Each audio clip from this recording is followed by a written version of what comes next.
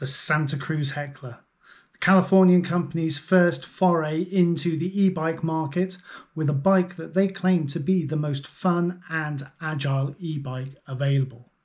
But does it live up to this bold claim? Let's take a look.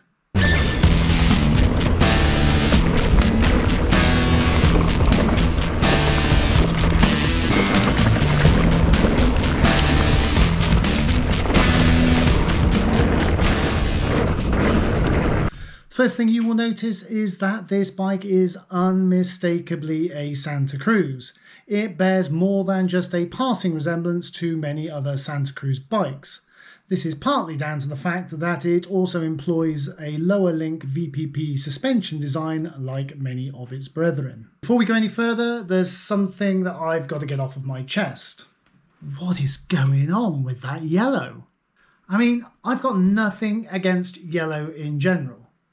Just this yellow.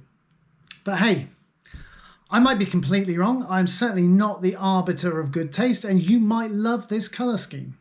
But for those of you who are in my camp and don't like it, there is good news, because you can also get the bike in black with bronze logos.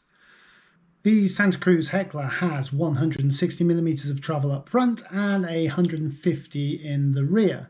It runs on 27.5-inch wheels and comes in sizes ranging from small all the way up to extra large. All the bikes in the range have a head tube angle of 65.5 degrees, and the small bike comes with a seat tube angle of 76.2 degrees, which slackens slightly as you go up through the size range to 75.4 degrees on the extra large bike. The extra large bike that I was riding had a reach of 490mm and a stack of 634, which suited my 1m87 or 6'2" frame pretty well. One thing that's worth noting about the geometry on these bikes is that all of the sizes come with a 445mm chainstay, which is a little bit shorter than other comparable e-bikes. Santa Cruz Heckler is available in 4 different build kits, starting at €7,499 for the R kit, going right up to an absolutely eye-watering €13,399 for the XX1 AXS Reserve. What a mouthful. The bike I was riding was the S kit, which comes in at €8,599. The Heckler comes equipped with the Shimano E8000 motor, which I have to say is starting to feel a little long in the tooth. This is matched to a 504 watt-hour battery in the down tube, which, despite being smaller than many of its competitors, didn't seem to affect the real-world range of the bike as much as I thought it might. If you're planning a bigger adventure, you better also budget for a second battery and a rucksack to carry it in, because there is no option of fitting a range extender to this bike. Having said that, it's a pretty simple job to drop the battery out and plug another one back in while you're out on the trail. In terms of the build on the S kit that I was riding, there are definitely a few things that I would look to change, which is somewhat less than ideal when you've already had to sell a kidney to pay for the bike in the first place. The SRAM Code R brakes are perfectly serviceable, but I am no great fan of SRAM brakes in general, so for me they would definitely have to go. I also didn't like the single click gear shifter, which is designed to stop you from crunching through the gears. Now, I feel fairly confident that I can change gears without crunching through them, and I also like to use the overdrive on the motor when you stop pedaling to dump some gears, which is something you cannot do with this setup. I was also not overjoyed to see the RockShox Reverb dropper post on this bike.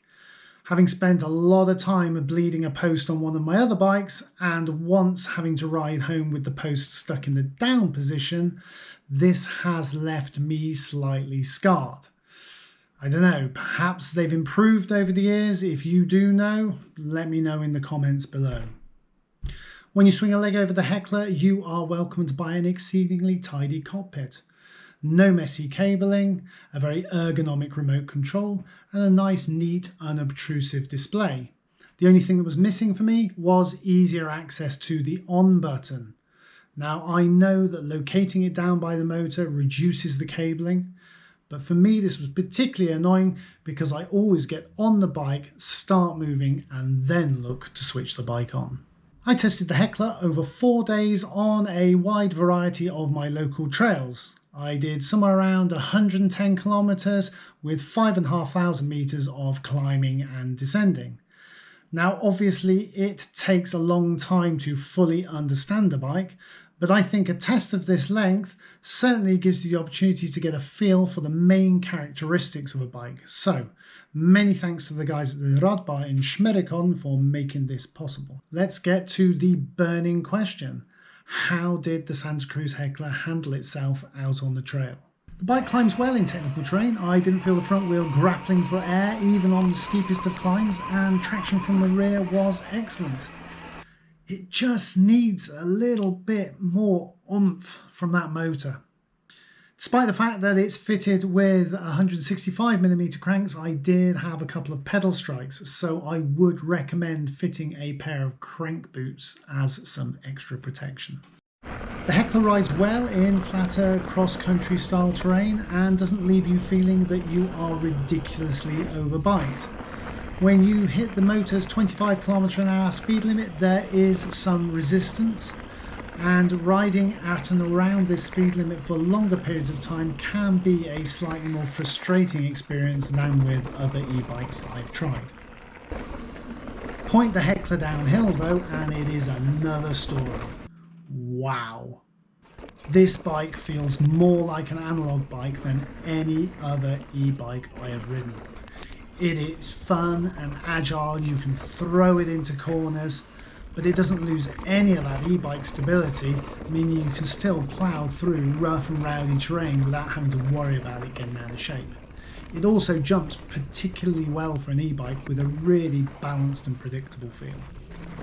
So what do I think? Is this the most fun and agile e-bike on the market? Would I buy one? Well, I can safely say that when descending, this is definitely the most fun and agile e-bike that I've ever ridden. And if you caught me at the right moment, at the end of one of those amazing descents, you might actually get me to part with the cash that it costs to buy this bike. However, in the cold light of day, when my head isn't being ruled by my heart, I don't think that I would buy this bike. First reason is the premium Santa Cruz price tag. Now I know that all e-bikes are expensive, but the Heckler leaves you to make a choice. Either you downgrade the parts that you would like to spec on your bike in order to keep the price down, or you dig even deeper into your pockets to get the spec you want on this bike. On top of that, the E8000 motor is shortly due to be replaced, which might leave some Heckler owners in the future lusting after a much better motor and wondering why they didn't wait. And I know for a fact that would eat away at me. Having said that, I can see uses for this bike where it would really shine. If you're looking for a bike to shuttle you up fire roads and descending is the only thing you're interested in, then this might well be the e-bike for you, and you should definitely check it out. However, if you're looking for an e-bike to take on adventures and do longer rides on, I just think there are other options available on the market that do this better and represent better value for money. Thanks for coming along. Please remember to like and subscribe, and I'll see you next time.